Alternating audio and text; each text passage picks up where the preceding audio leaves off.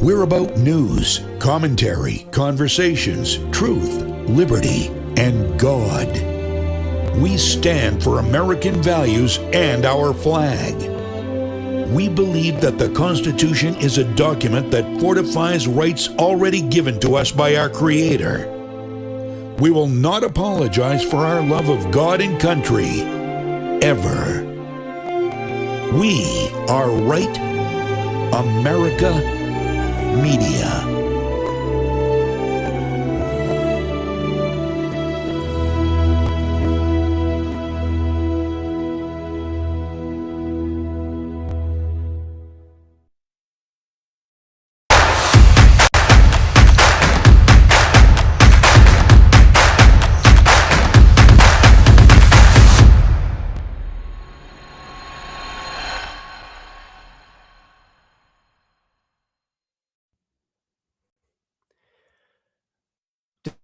Name Michael Brown ring a bell to anybody? Michael Brown. Remember Hands Up, Don't Shoot? Under the Obama administration? Because that's what we're witnessing right now with this Renee Good story. You know, Michael Brown, he assaulted a cop through the driver's side window of the vehicle. He tried to take the cop's gun after assaulting the cop, and the cop shot him in self-defense. And the left's anthem was Hands Up, Don't Shoot. And it turned out that that was a lie, a complete fabrication. And when the truth came out about what actually happened on that day, it did nothing to persuade the left to abandon their lie, to admit that they had been wrong. Let me say this too. I think that pretty much universally now in the United States of America, we realize the Iraq War was a complete and total disaster, and it was a mistake. And what was the premise, the predicate under which George W. Bush and the United States invaded Iraq? It was weapons of mass destruction, right? WMDs. There's stockpiles of WMDs, and Saddam Hussein is imminently going to unleash them on the United States of America, and there we went into Iraq. The only problem was what? A year or so after the invasion, if not less, there were no WMDs. The U.S. government was forced to acknowledge that they were wrong. They didn't exist.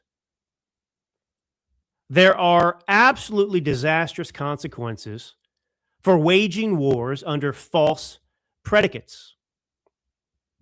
And that is what the left is doing right now. Their entire war against the Trump administration, against ICE, against Charlie Kirk, it's all based on an underlying series of lies. Renee Good, we have plenty, ample of evidence now.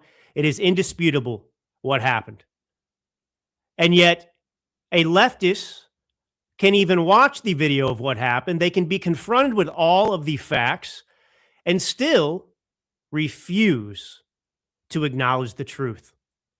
Because at the end of the day, they don't care about the truth. The truth in every circumstance imaginable, as it relates to every belief system that the left embraces. Well, they're all untrue. They're founded on lies and falsehoods. And so for them, the evidence doesn't change their mind. Renee Good was in the wrong. It's tragic that she died, but she was in the wrong. She and her wife put themselves and her in that circumstance, and they brought it upon themselves. And yet this does nothing to change the narrative of leftists who are still out there using this incident to try and create social upheaval and unrest in the United States of America. And it's a intifada being run mainly by a bunch of Karens. And I'll play a clip in just a minute that shows you that.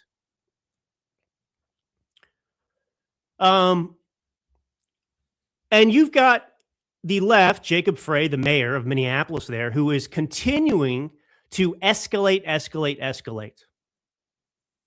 I want you to listen to what he had to say here on this podcast. You're basically asking, can our cops arrest them? Yeah. From a legal perspective, yes. From a practical perspective, to state the reality, yeah, it does get kind of hard when they drastically outnumber us and they have bigger guns than we do. It does. And here's the thing. We don't want to create warfare in the street.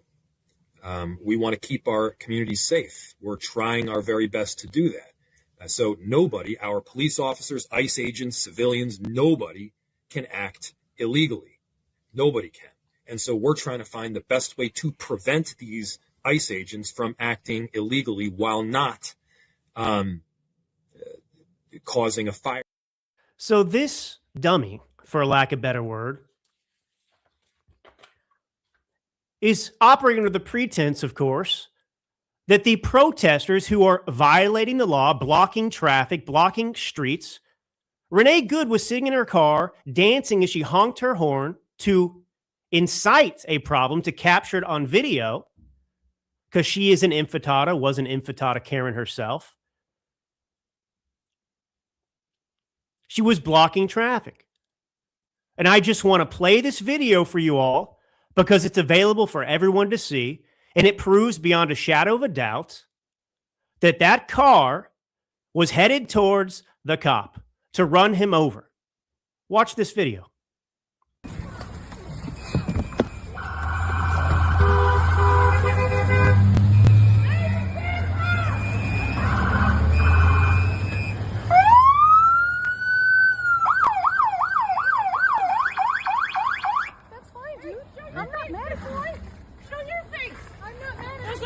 Change our plates every morning, just so you know. It'll be the same plate when you come talk to us later. That's fine. U.S. citizen, former fucking veteran. You want to come at us? You want to come at us? I say go get yourself some lunch, big boy. Go ahead. Out of the car. Get out of the fucking car. Get out of the car. Oh!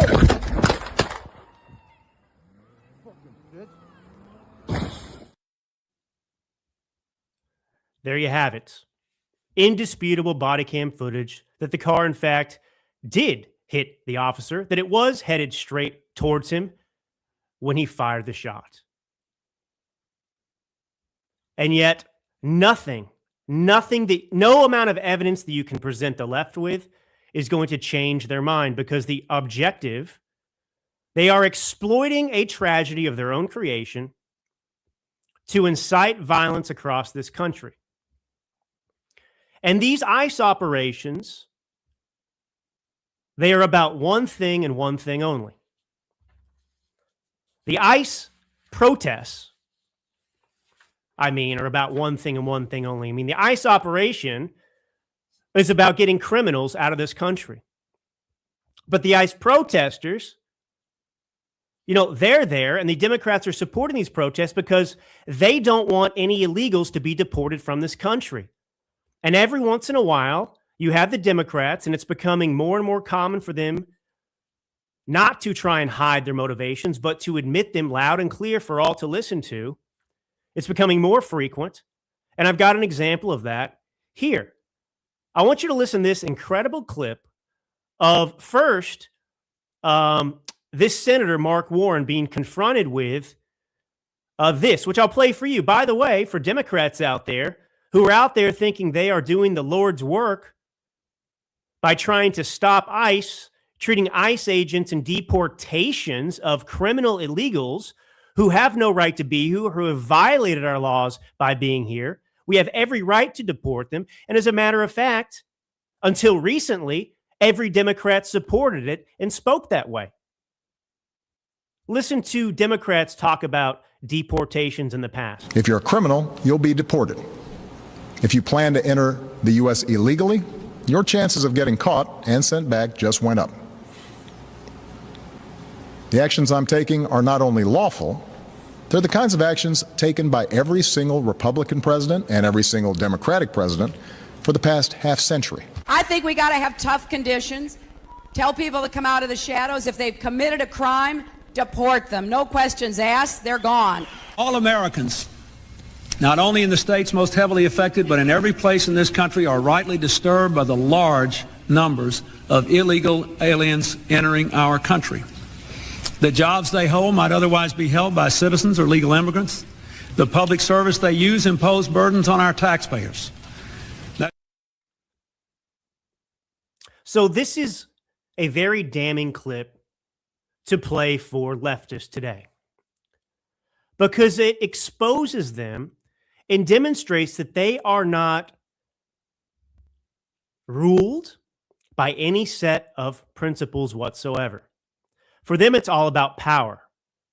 So we know, as a matter of fact, that it is unlawful for illegals to be here. We know that it is lawful for this country, a sovereign nation, to deport these illegals who are in this country. You just heard two Democrats, before I cut the clip short, Bill Clinton and Barack Hussein Obama, both saying these very things. And yet the Democrat Party today, at present, and the left, where are they on the issue? They have completely changed their tune, because suddenly these illegals are needed to protect the Democrat Party's political power. And therefore, suddenly, the left is abandoning any semblance of principle and adopting a new position that is contradictory to the rule of law and the position they held just a few short years ago. That is who the left is, and that's why they're so dangerous. Moral relativism. They will justify anything. They will change any position if it means securing political power and victory for themselves. So now listen to Senator Mark Warner admit it. Now, I know Trump has deported or sent back 350, 400,000 people. Barack Obama, your guy, as you called Trump, my guy, it was 5 million. It was 5 million over 8 years. Now we're at 350,000. What changed with Democrats on it? I know Biden let in 12 million. Is it about votes? Why didn't these people... Why isn't it a crime to be here? Not that they haven't committed a crime. The border being as open as it was under Biden was one of the reasons Trump got elected. But the idea... So you're glad it's closed now? Do I think we ought to not have a fully open border? Absolutely. I've said that all along. So with the 12 million that came in, what do we do? The question I have for you is closing the border versus sending out ICE agents across the country to randomly pick up people based on quotas that have committed no crime. How did Obama deport 5 million? At the border? I think it was a lot of that was done at the border. They were sent back. And the truth is, I don't think the American people signed up for this, where you see people who are working. There ought to be a path towards legality. We've worked on that. We've screwed that up, immigration reform, for years. Listen to these people. Yeah, we let in, 10 to 20 million illegals over the last 4 years, but now we got to get them citizenship. We can't deport these people. This is wrong. They're hardworking, illegal immigrants. We can't do that. What kind of logic is that? How does that abide by the Constitution or the rule of law? It doesn't. They're trying to game the system. They're trying to pull the wool over your eyes. Here's another clip of Chucky Schumer talking about the same thing and what their objective has always been. It's replacement theory, by the way, replacing American voters with illegals because their policies are so disastrous, and it's so obvious when they talk and all the actions they take. They don't care about the American people. They're sick of you. They don't want you complaining about their policies hurting your life. They want you to shut up and move over. And if you're not gonna keep supporting their disastrous policies, if you're going to wake up and abandon the Democrat Party, well, they can't abide that because they demand your obedience. They don't want to earn your vote. They just think you have to give them their vote. And that people are stupid enough to go with this, Trump is Hitler, Trump is Mussolini forever, and they're going to keep winning elections. They're going to assassinate Charlie Kirk and think nobody's going to pay attention and say there's something wrong with the left in this country. No, those people, that's fine. How are they going to address this? Are they going to change their policies to help the American people so that they earn your vote? No, they're just going to import illegals and try and get them amnesty and citizenship as fast as they can so they don't need you anymore. The only way we're going to have a great future in America is if we welcome and embrace immigrants, the dreamers and all of them, because our ultimate goal is to help the dreamers but get a path to citizenship for all 11 million or however many undocumented there are here. Unbelievable. Our objective is to get citizenship to 11 million or however many people. And they're talking about the Dreamers, and the Dreamers was never the point. These children of immigrants who came here, and it wasn't their fault. Now they want it for all these people. And by the way, if you're a leftist and Democrat out there and you're out there fighting ICE like they're the enemy, not only are you wrong, but you're actually defending the worst criminals that have come into this country illegal. That's whose side you're on. Listen to this. So this Minnesota ICE operation, we're just arresting, hardworking people. Well, the ICE that sent over 2,000 officers into Minneapolis in the last week alone, well, here's a list of some of the people they rounded up and arrested. Sridorn Pavan, a Laotian, as in Laos, the country, national convicted of strong-arm sodomy of a boy and strong-arm sodomy of a girl, as well as another aggravated sex offense, 9 counts of larceny, 4 counts of fraud, and a spate of other burglary, drug, and theft offenses. Here's another one they rounded up. Tao Vang, another criminal illegal alien from Laos who has been convicted of sexual assault and sodomy of a girl under the age of 13 and procuring a child for prostitution. Chong Vu, also from Laos. Wow, boy, we got to open up more immigration from Laos. These sounds like great people coming here. We want more Laos people here. Lousy Laos, that's what these people are. Stay in Laos. Chong Vu with convictions for strong-arm rape of a 12-year-old girl, kidnapping a child with intent to sexually assault her. What is up with all these rapists coming in here? I'm told this doesn't exist. That these people aren't coming here illegally. This isn't the problem. They're all just wonderful people. Gabriel Figueroa Gama, a criminal illegal alien from Mexico who was previously removed from the U.S. in 2002 and later convicted of homicide, battery, assault, and amphetamine possession. Abdirashid Adash Elmi, a Somali national convicted of homicide.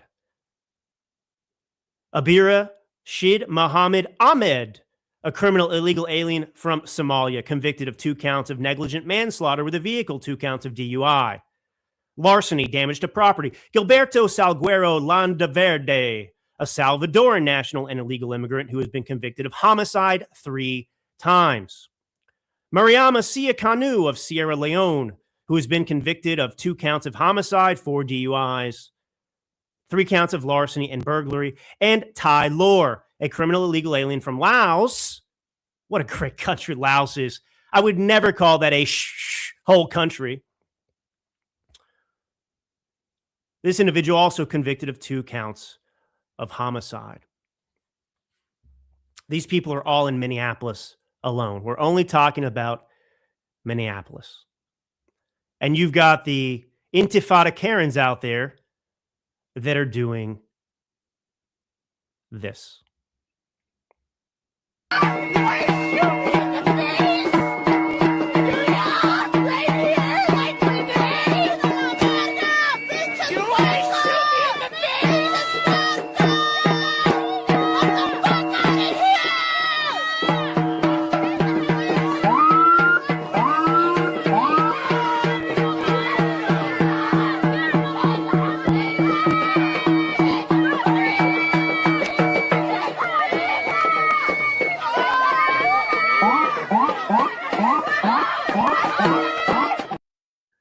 Imagine being a Democrat, a leftist, and watching those Intifada Karens banging their drums and screaming like the deranged lunatics that they obviously are, and saying, yeah, those are my people.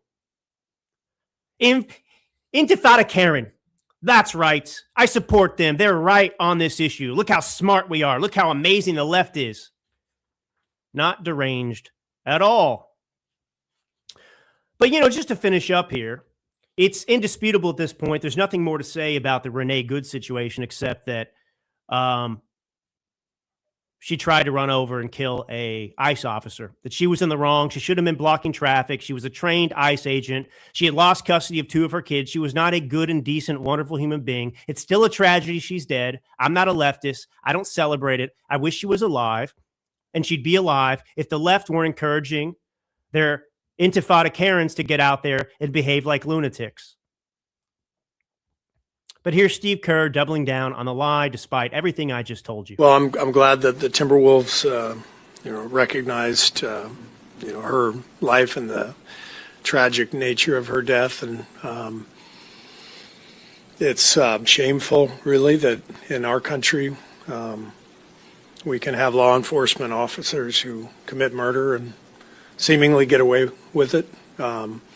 It's shameful that the government can come out and lie about what happened when there's video, and witnesses who have all come out and disputed what the government is saying. So very demoralizing, devastating. They just doubled down on their lies. Hands up, don't shoot. That's what Renee Good is now. They will never abandon the false narrative they've told themselves and one another. They are just looking for reasons to get out and enjoy their favorite hobbies of getting paid $17 an hour to burn cities to the ground. That's what this is about. Congratulations. All right, why do 3 billionaires, 4 major banks, and a legendary 72-year-old investor have in common? They're all making the same shocking prediction: gold is headed for $10,000 or more. Goldman Sachs says gold will surge 20%. JP Morgan says 25%. And one respected economist now believes the U.S. government could deliberately raise gold's official price to help pay off the national debt. And the world's wealthiest players are already making their move. Now you can see exactly what they're seeing for free. Our friends at American Alternative Assets just released a powerful new report, The Surprising Case for $10,000 Gold. It breaks down the hidden signals, the central bank gold buying spree, and how smart Americans are protecting their retirement with gold right now. Go to cloutgold.com to download it for free, or you can call 855-803-GOLD. That's cloutgold.com or 855-803-GOLD. Don't wait. The window is closing fast. So I want to get into Powell, speaking of gold, speaking of economic issues. If you don't know, the chairman of the Fed, Jerome Powell, is under fire right now. He's facing the heat. And, the question is, is this an example of, a left-wing tactic to intimidate, the political opposition or someone you don't like? Is that what Trump's up to, et cetera, et cetera? But I want to start with explaining Jerome Powell here. I mean, the root of the issue is that Donald Trump and him have been fighting actually since 2017, when Jerome Powell was first the chairman of the Federal Reserve under Trump during his first administration. And they were fighting even back then. And so they are certainly not on friendly terms. But the issue here is Fed Chairman Powell's handling, or frankly mishandling, of his role at the Fed. Now, this isn't a conversation yet about, whether we, should abolish the Fed or not. Right now, it's just an analysis of what the current situation is. So first off, Jerome Powell is one of the worst Fed chairmen in my lifetime. That's an indisputable fact. And I want to show you what I mean. This guy, under the Biden autopin regime, bought into the lie that inflation was transitory, that it was temporary back in 2021. Now, most everyone out there, even listening to this show, now you don't have the bona fides that Jerome Powell does. You're not the Fed chair. And yet I bet you knew that inflation under the Biden regime was not going to be transitory and temporary, a passing fad that we were just going to overcome all of a sudden, that it wasn't a big deal. But Jerome Powell somehow couldn't see it. He couldn't see it. As a matter of fact, listen to him in February 2021. Inflation is a process that gets going over a period of years, and we don't think and we're committed to the idea that it will not become a persistent thing. It is ultimately the credibility of the Fed and our commitment to our price stability mandate that holds inflation where it is. We haven't changed that. Wow. So why would we have any confidence in Jerome Powell after he botched that in such a big way? Honestly, if the guy had any self-respect whatsoever, he would have resigned long ago. And by the way, it's funny, Jerome's got this talking point out there now about how, he's not political and the Fed is so independent. And that's such baloney. He's totally political. One of the most political I've seen. So anyway, he was late to raise interest rates when we were facing what would become crushing inflation under the Biden regime. And now he's late to lower interest rates as inflation has shown that it has stabilized. And that's not the only thing Powell got wrong. Powell got the tariff situation wrong. Donald Trump's tariffs have not worsened inflation whatsoever. But that was Jerome Powell's theory in the early days of Trump just beginning to talk about his tariffs when he came into office. So he is 0 for 2 right now. And he's 0 for 3 if you consider that he still is dragging his feet to lower inflation so that you can maybe buy a home to help the hardworking people in this country. So I'm going to play this video message and then I'll explain exactly what's going on. Jerome Powell is in trouble because he is alleged to have lied to Congress about the extensive renovations taking place at the Federal Reserve building. And we will use facts and you can deduce for yourself if he should be in trouble or not. Here's his video message coming out playing the victim. Good evening. On Friday, the Department of Justice served the Federal Reserve with grand jury subpoenas, threatening a criminal indictment related to my testimony before the Senate Banking Committee last June. That testimony concerned in part a multi-year project to renovate historic Federal Reserve office buildings. I have deep respect for the rule of law and for accountability in our democracy. No one, certainly not the chair of the Federal Reserve, is above the law. But this unprecedented action should be seen in the broader context of the administration's threats and ongoing pressure. This new threat is not about my testimony last June or about the renovation of the Federal Reserve buildings. It is not about Congress's oversight role. The Fed, through testimony and other public disclosures, made every effort to keep Congress informed about the renovation project. Okay, so this guy is saying, he made every effort to keep Congress and everyone informed. And of course, the people that always talk about accountability like this never want to be held accountable themselves.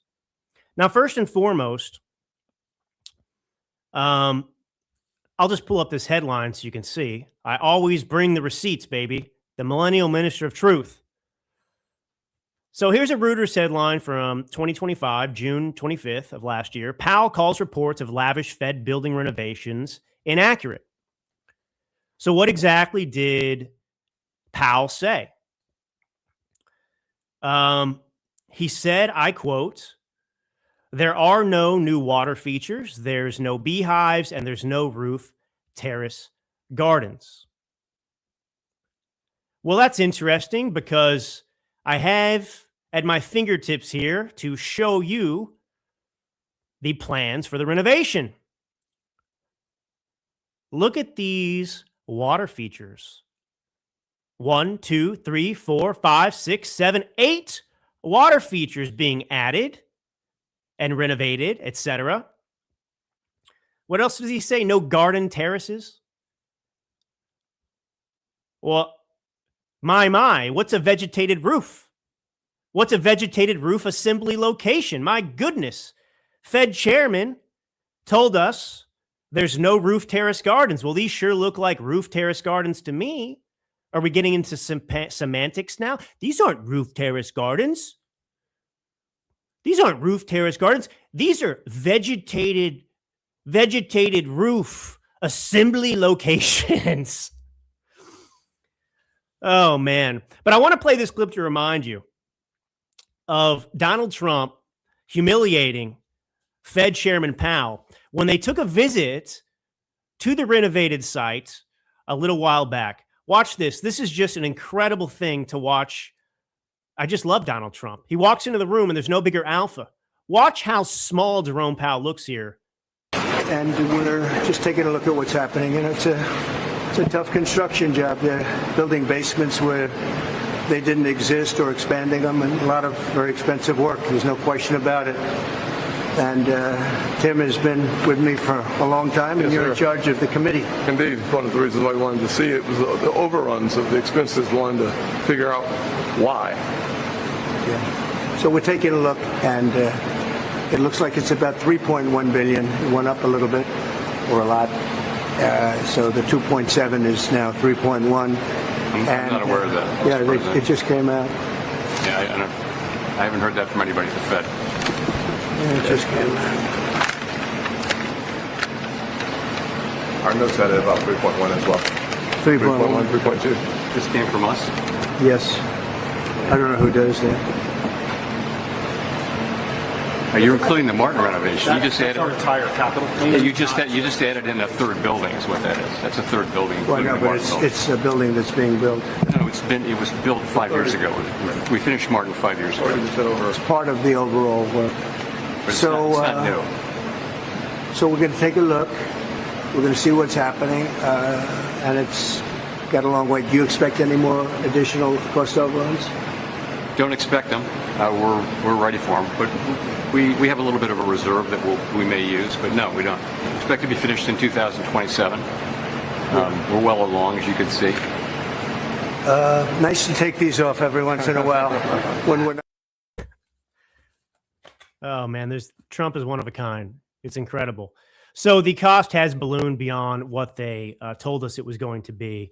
It's now well over $3 billion. Now, I want to explain something about the Fed. I want to try and make this as simple as possible because you can get lost in the weeds understanding this. A lot of people don't realize how the Fed is funded. The Federal Reserve is technically self-funded.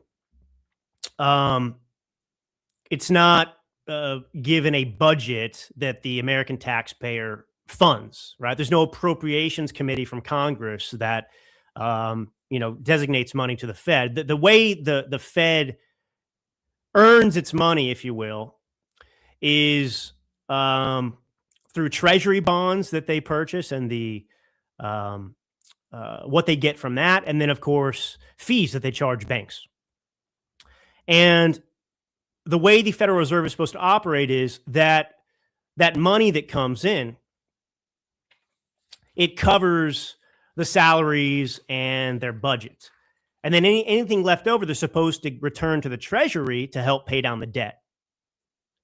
So what becomes outrageous about this is that while the Fed chairman has shown that he's totally incompetent, his incompetence being so late to raise interest rates in the heat of inflation pummeling this nation caused a crisis that affected you and me. He made it worse by delaying, by ignoring reality, possibly for political motivations to help the Biden regime out and further their talking points. Because had he raised the interest rates aggressively like he should have, like Volcker did under Reagan, we would have had cut off inflation earlier. But the Biden regime was telling us what? Oh, inflation's transitory. Karine Jean-Pierre, the White House press secretary, was giving us that line. And so he bought that line. So he seems very political, in my opinion. And so while he's responsible for harming you and me and this country, he is blowing over $3 billion, going over and over and over the original budget to spruce up the Federal Reserve building to make it look like the Palace of Versailles. That's the problem the American people have. It exposes the disconnect between the bureaucracy and the American people they're supposed to serve. They're serving themselves. I don't care about your nice Palace of Versailles government building. This is the problem. People that work for government think that they're better than us, that they deserve better than what we have.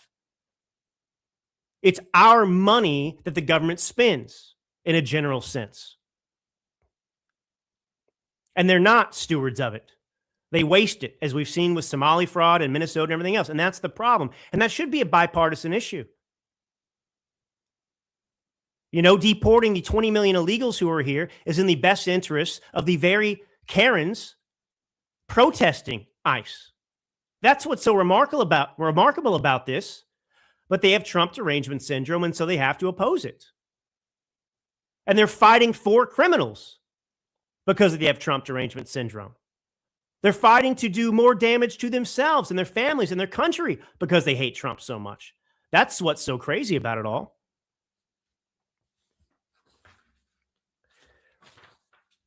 So I want to finish up with this. Let me just see if I had anything else I want to add there in my stuff.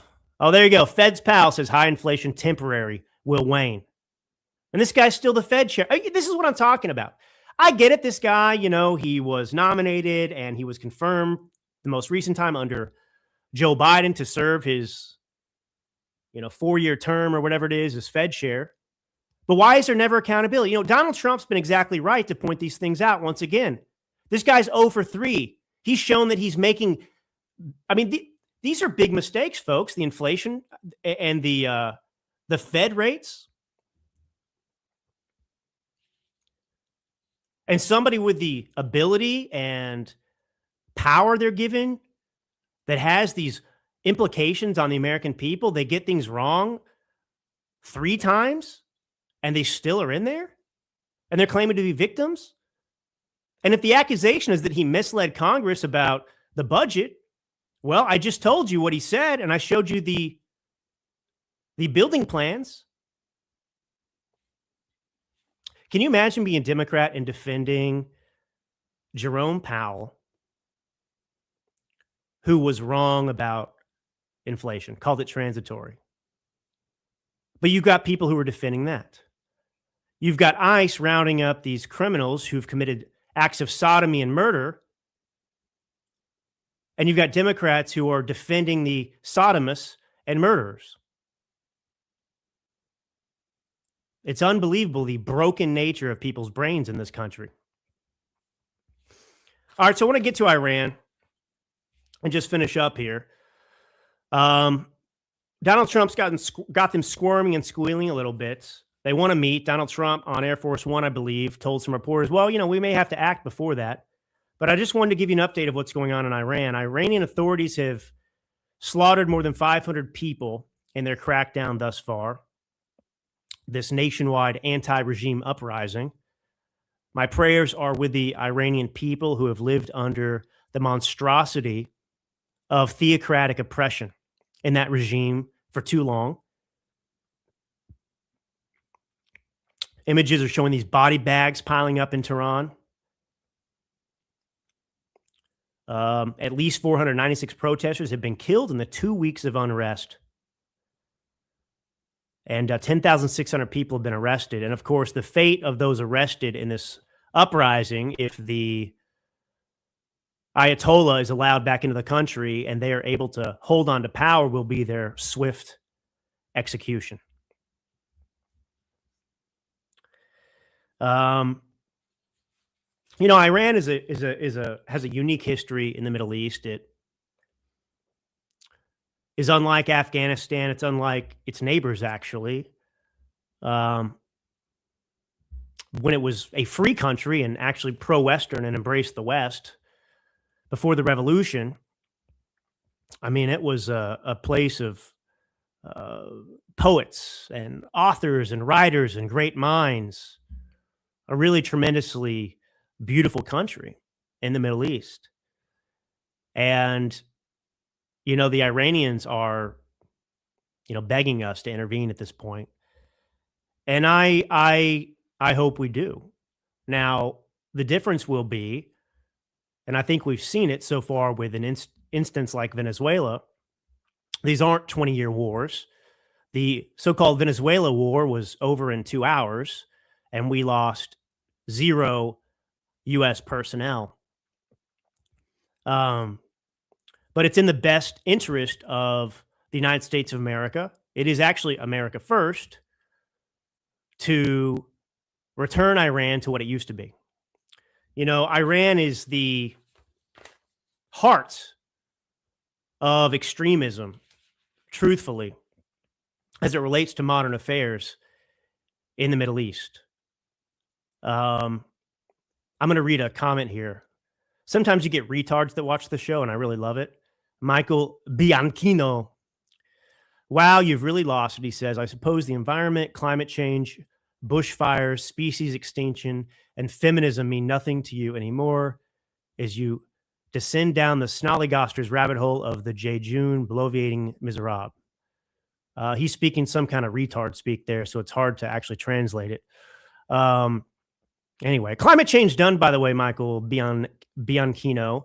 I guess you missed the memo. The hoax has been revealed, and I guess, like the Democrats with Michael Brown and Renee Good, you know, you are glued to falsehoods, but that's okay. Too bad for you, bro. So, you know, anyway, the regime as it existed in Iran, I mean, it was born from a revolution in 1979. And this revolution was also against the United States of America. That is where Death to America was born. And this has been embedded in Iran's institutions. Their policies, you know, they're not just meant to oppress the people of Iran. It's the reason they are cozying up to the former dictator Maduro, because they want to take us down. And, you know, the primary sponsor of proxy warfare across the region, I mean, they're funding, you know, Hezbollah in Lebanon, they're funding Hamas and Palestinian Islamic Jihad, Shiite militias in Iraq, the Houthis in Yemen, all terrorist organizations that also share their desire to bring death to America. And, you know, the Iranian people are perfectly capable of, unlike other countries we've seen, I mean, they have in people's lifetimes today, they have seen prosperity, just like Venezuela. Those people lived through prosperity and then saw socialism take over, and they saw what it did to their country. And that's why the Venezuelans are cheering and celebrating the streets and so thankful for what Trump did, because he's given them an opportunity and a chance. And ultimately, though, this has to be left to the Iranian people. And, you know, they've shown that they have the guts and the courage to do it, but, you know, there are means that must be supplied to them to bring about that objective. But the world, without a doubt, would be better off with the Ayatollah vanquished and the theocracy toppled, so that Iran can once again reach its full potential of being a democracy of sorts again. But anyway, this is Drew Allen. Thank you for being with me today. God bless you all. Hang in there. It's just Monday, folks. Until next time.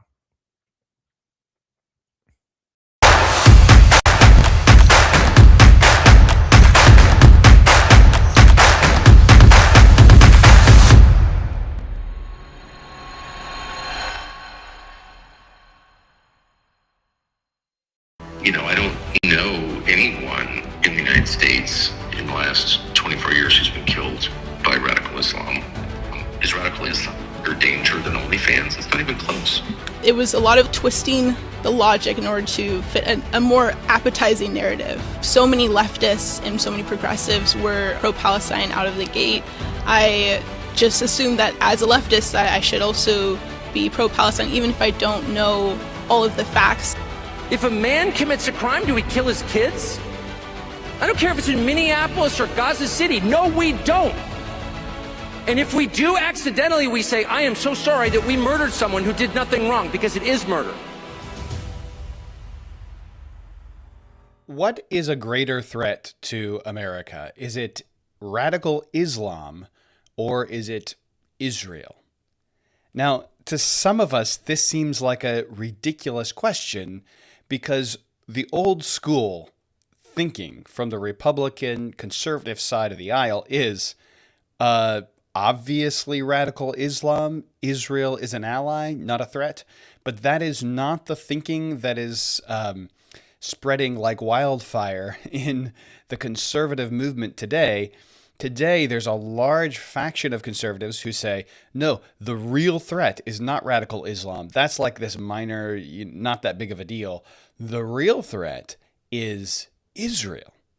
Now, I want to dive into this, but we do 30-minute episodes here at Point of View Scriptura, and there's no way we can cover everything that needs to be talked about in 30 minutes. So this is going to be sort of like a little mini-series within this season of POVS, Point of View Scriptura, in case you missed that, because we're going to have to get into all of this. But let me introduce this by playing for you something that Tucker Carlson said recently. This is on the American Conservative podcast. I think that's the name of the podcast, The American Conservative.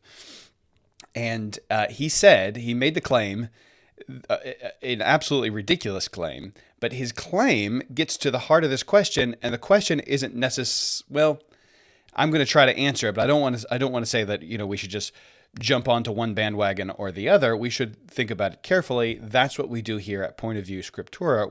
We're not just saying everything conservative we're in on, everything Republican we're in on, we're going to follow what so-and-so says. What we really want to do is just take things that are being said in the news and in the media and compare them to the scriptures. So let me play you what Tucker said just recently. I don't know when you're watching this, but it wasn't that long ago when I recorded this, and we will we'll go from there. Here we go. TPUSA did a poll during AmFest, or I guess it was after AmFest, and they asked the audience, what they considered to be the greatest threat to America. And they did put radical Islam at number one. I'm wondering where you think those sentiments are coming from. I mean, I've heard you say before that this is an op and that we all know which foreign government it's actually coming from. Which government is it, and can you explain how that operation works? How is it, kind of lured into those? It comes from the Israeli government and its many defenders and informal employees in the United States, of course. And I guess I would just say if that was actually, I don't know how people respond to the poll. I don't know who answered it. But, I believe in measuring reality a little more empirically. And, I don't know anyone in the United States in the last 24 years who's been killed by radical Islam. I know a lot of people who have killed themselves, a lot. I know people have died of drug ODs, more than a few. I know people can't get jobs. None of the boys in my daughter's classes can get jobs. None of those white boys can get jobs. They're being destroyed, by Adderall and video games and porn. Like, I see millions of Americans being destroyed, and none of it is at the hands of radical Islam. Is radical Islam bigger danger than OnlyFans? It's not even close. Turning some huge percentage of American women into prostitutes? That's not radical Islam doing that, actually. Okay, so there's a lot to unpack in that video, and we'll get into all of it. We'll kind of do the whole 5-minute video and talk about it as best we can. But essentially what Tucker's claiming here is that there is more danger in Israel. He even talks about it because, OnlyFans and pornography, and there are Jewish people, because it is a well-known fact that Jewish people are very successful businessmen, and there are ethnically Jewish people behind a huge portion of the pornography industry in the world and in America. And so he's making a slight against Israel, not only because he claims that Bibi Netanyahu is committing mass murder in Gaza, but also because he claims that Israel is responsible for the pornography industry, and so on and so forth. Now, on its face, pornography, bad. Okay, this is a damaging thing. Okay, so we can say that right up front without, this is not the Andrew Tate podcast. Okay, we are against pornography. We are against all things that are offensive to Christ. Certainly pornography is. It's adultery of the heart. It's fornication. It's evil. It's all of those things. And we are against murder, certainly mass murder and genocide. These are things that need to be defined.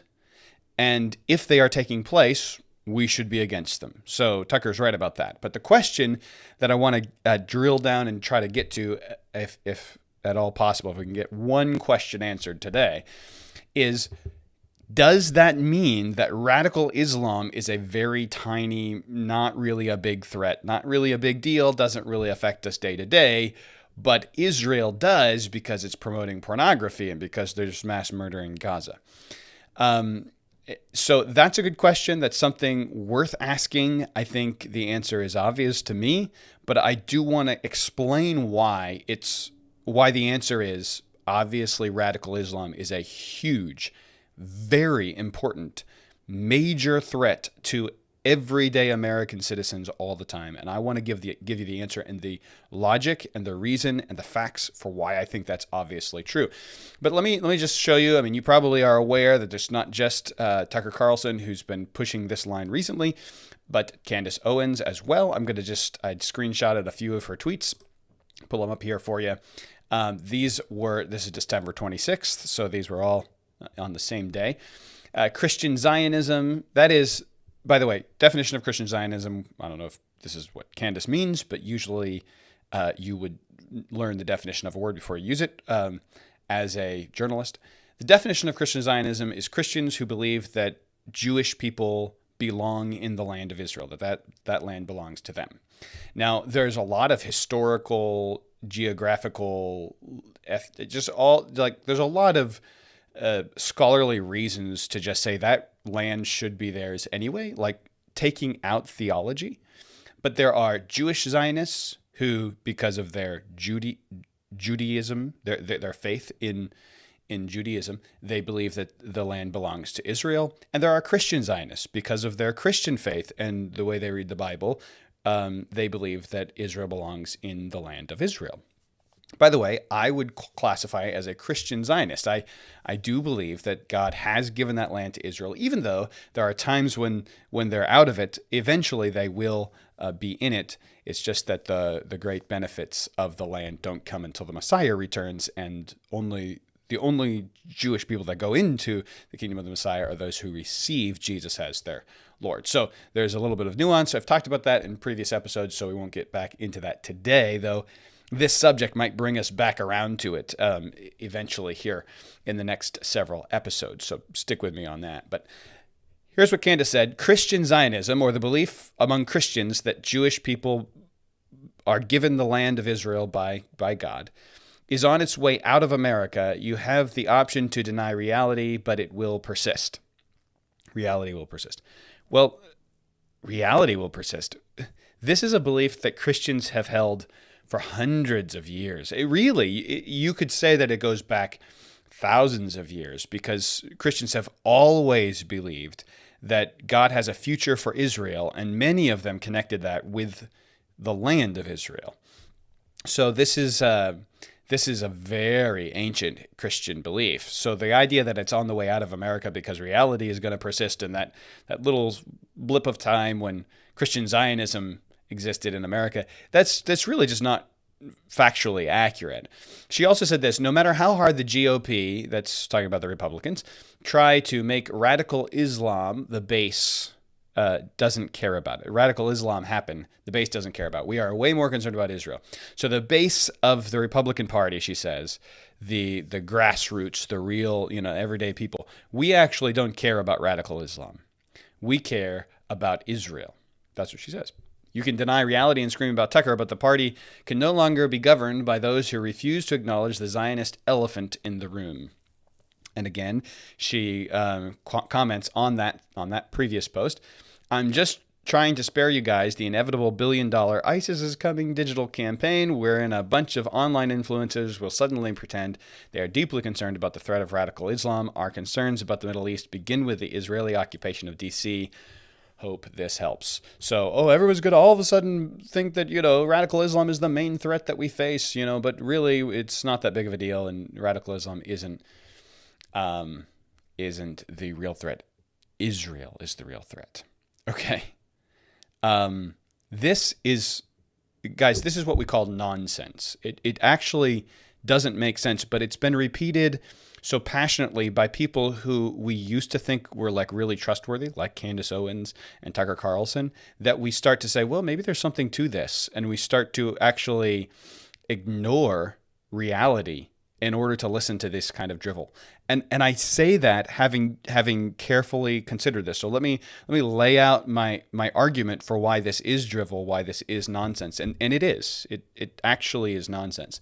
But I want to admit that I need to prove that to you. I can't just say that it's drivel and it's nonsense. So, okay, so you heard Tucker. We're going to break down what Tucker said. You heard what Candace said. I want to put out one more video here for you.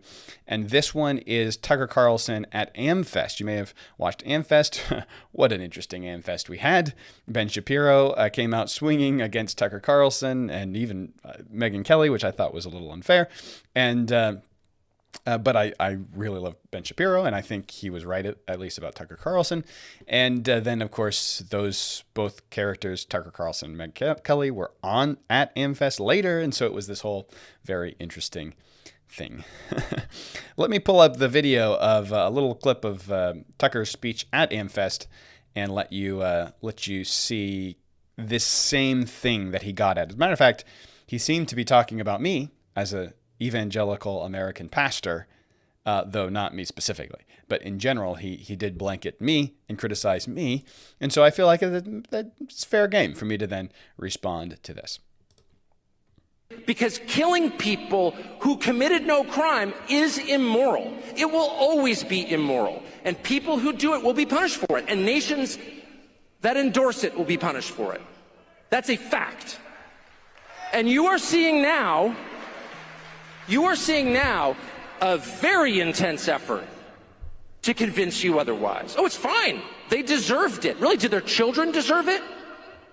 If a man commits a crime, do we kill his kids? I don't care if it's in Minneapolis or Gaza City. No, we don't. And if we do accidentally, we say, I am so sorry that we murdered someone who did nothing wrong, because it is murder. And to see Christian pastors make excuses for that is one of the most, and that's not a partisan question. That is not a political question. That is the only question that matters. Do we have the right to murder people? And the resounding answer that Christianity provides us is no. Okay, so what he's saying then is that, again, he's saying that Israel's committing mass murder in Gaza, and we as Christians can't stand for this. We have to be against that. And this is all I'm saying. I'm not an anti-Semite. Now, I will agree with Tucker that he is not. I think we have to carefully use words. I think words have definitions, as as Ted Cruz so carefully reminded Tucker in that interview.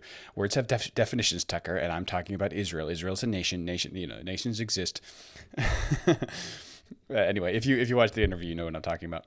But I do think we have to have definitions for words. Anti-Semitic is somebody who is against the ethnicity of Jewish people, right?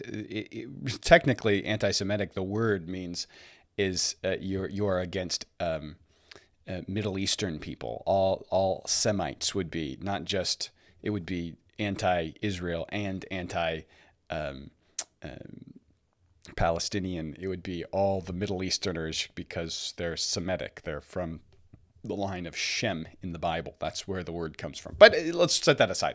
The way that it's used today, the definition for the modern definition for the word Semite would be Jewish ethnicity. And so an anti-Semite would be somebody who is against the ethnicity of Jews. By biology, they choose to be counter every one of that biology. That doesn't appear to be Tucker's stance. From everything I've heard from him, he's been careful to say, I'm against the Israeli government, I'm against Israeli pornography, I'm against Israeli this and that and the other thing. And I think for that reason, the Israeli nation is a bad thing. But the Israeli people, I'm for. Or at least I think that's a fair summary of what he has said many times. So that, I think, does mean that he's technically not an anti-Semite. So I think we got to be careful about those words.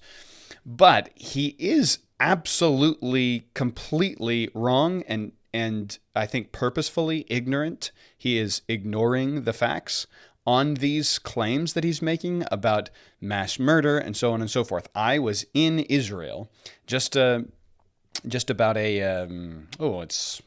it's been about a month ago. And I was invited by the Israeli government because they want to show people what they've been up against and what they're going up against. And they invited me to go and see the Nova site where they were attacked on October 7th. By the way, over 1,000 people were murdered on October 7th. It was gruesome, awful. We'll talk more about it in just a minute. But I didn't go just at the invitation of the Israeli government as if I'm like discarding my principles and whatever Israel tells me I believe is true. And to prove that to you, I actually wore a shirt. I bought myself a shirt that said Yeshua HaMashiach on it, which means Jesus is the Messiah. And I wore that when I was walking through the streets of Jerusalem. Just in case you don't believe me, here I am, walking through the streets of Jerusalem with Yeshua HaMashiach on my shirt. Got lots of angry glares. I wasn't there to please anyone. That's not why I was there. I wasn't there because, I'm here. They flew me to Israel, so I'm going to play nice with Israel. No, the people of Israel need to repent and accept Jesus Christ as their Messiah. The Jewish people who are not Christians need to become Christians. That they don't have to stop being Jews. They just need to. Now that's a great picture of my face, isn't it? They just need to stop being. They need to stop being in rebellion to the Messiah, Jesus Christ, who was a Jew. He was announced to us. I know of the Messiah, Jesus Christ, because of Jewish apostles of Jesus who went out doing miracles and writing about his words and conveying to us the obvious truths that we can research in history. So what I'm saying is that going to Israel and saying I support Israel is not saying Israel is right with God. Israel needs to repent. All of that stuff we should, as Christians, agree with and believe. But I did go on this trip. There were 1,000 pastors. It wasn't just me. It wasn't like they said, "Hey, Josh Barnes, we'd like to fly." No, they flew 1,000 pastors. They like to fly more over there just to show them what's going on in Israel, so you can make up your own mind about it. Let me just show you a couple pictures here from my trip. I visited, on the second day that I was there, we visited the Nova site. And you can see a picture here that is from the Nova site. We were there. The cars aren't still there. They obviously cleaned it up. But this is where there were all of these young people gathered for a music festival.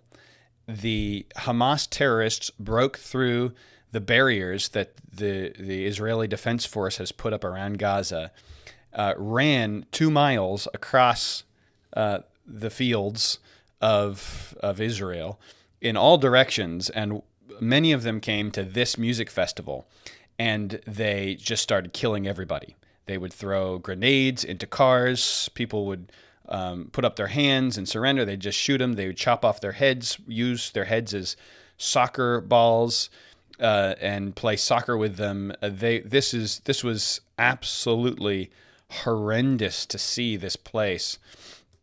This is what the site looked like. Just over 1,000 of these people individually killed.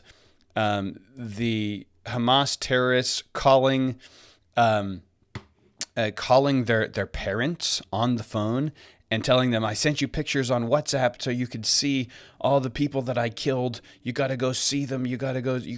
I'm killing Jews. I'm killing Jews." These are actual, like, the definition of anti-Semitic, the definition of genocidal people. That's who Hamas is. And they run Gaza. And they broke out of the barriers and got across the border into Israel. I mean, that's a very dangerous situation for Israel to be right up against these people who absolutely want to kill every single one of them, who want to commit genocide. And when they get out, what do? They just kill every Jewish person they can.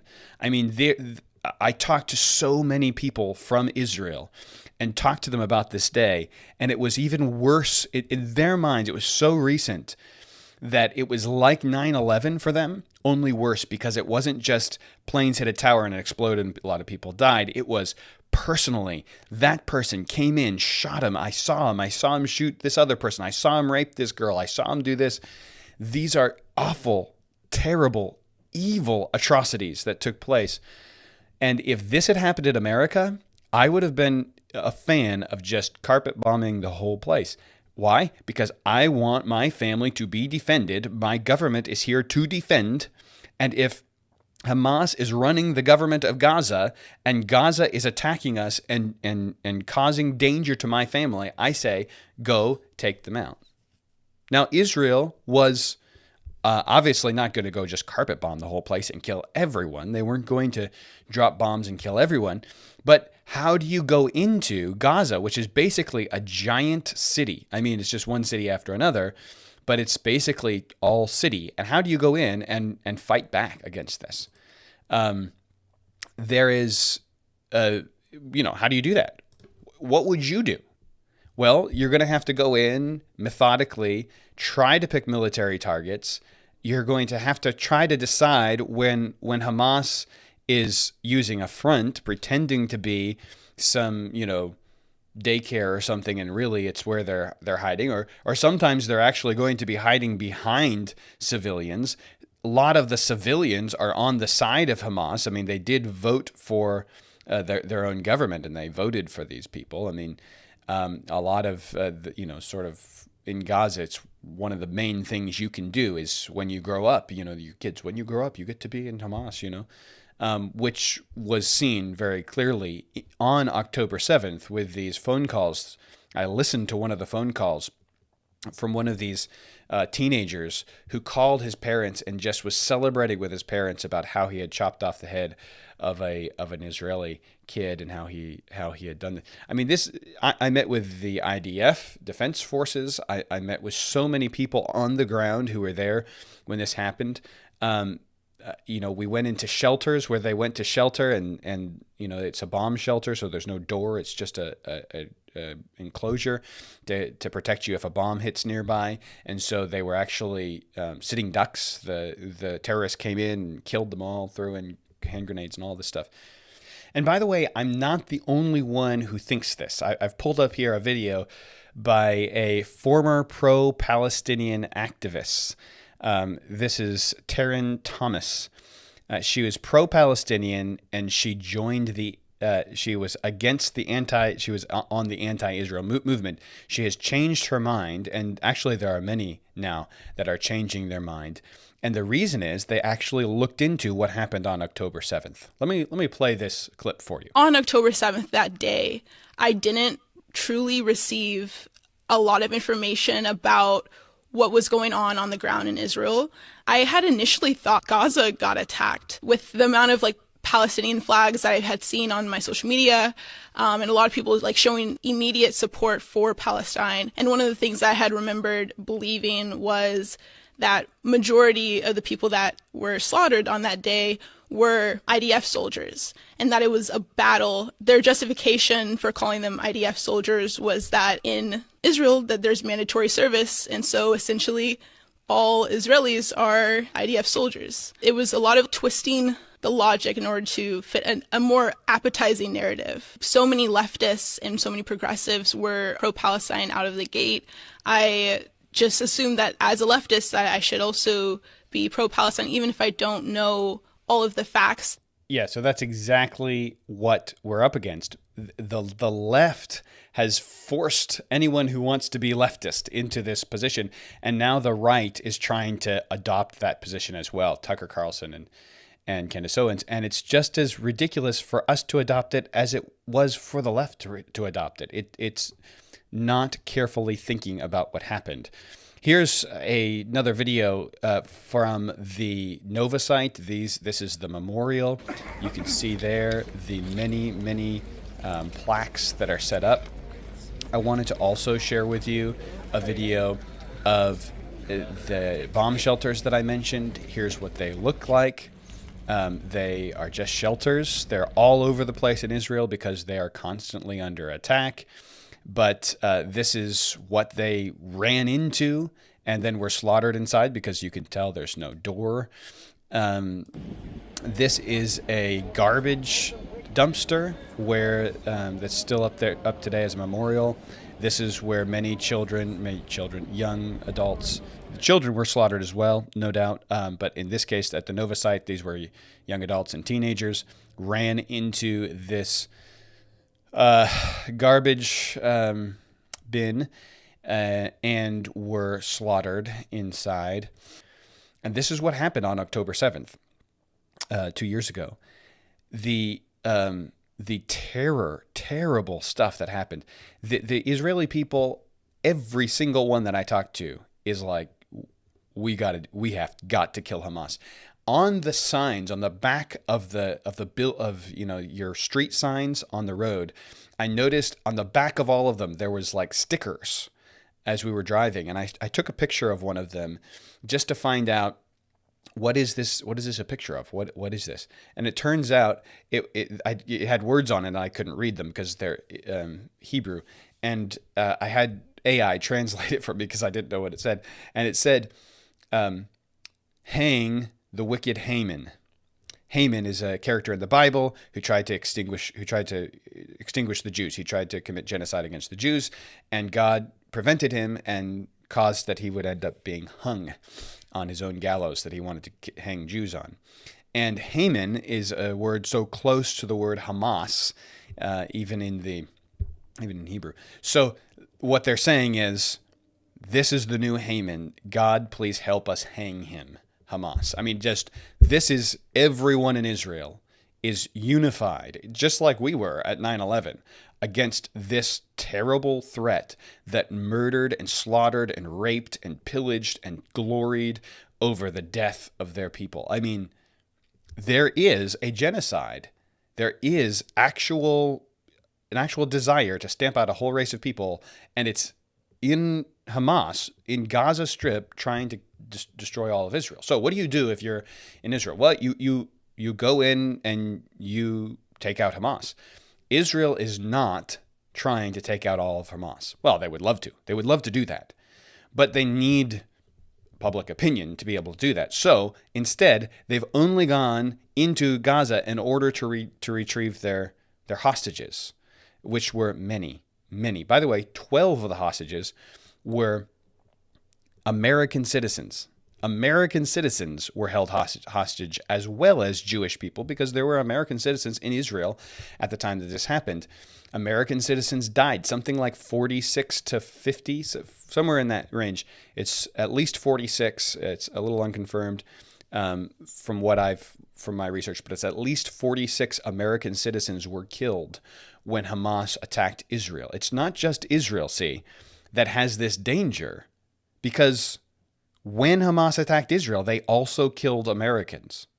So you don't know of any radical Islamists that have killed Americans, Tucker Carlson? Yes. Yes, you have. Because October 7th didn't just kill Jewish people and Israelis. It killed almost 50 Americans. Okay, so that's all the time we have for today, but we are going to, in our next episode, join us next week for that. We're going to jump into every phrase that Tucker Carlson said, and we're going to break it down. Is Israel committing mass murder? Is it like they're so angry now against Hamas that they're now committing a mass murder? Is the government of Israel responsible for the pornography industry? Is Israel more of a threat than Islam? Are there other examples of Islamist terrorist attacks that have killed Americans that give us reason to think that Islam is a great threat? I think there are many, many reasons why we should fear Islamist terrorism over whatever danger Israel may or may not posed to us. And I don't think that Israel actually, as a nation, poses us a threat. But all of those things we need to get into. That's just all the time we have for today. Join us next week and we'll dive deeper on this same question. What's more dangerous, Islam or Israel?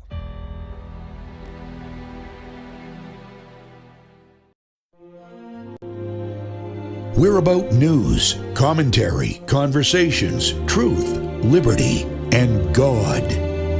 We stand for American values and our flag. We believe that the Constitution is a document that fortifies rights already given to us by our Creator. We will not apologize for our love of God and country, ever. We are Right America Media.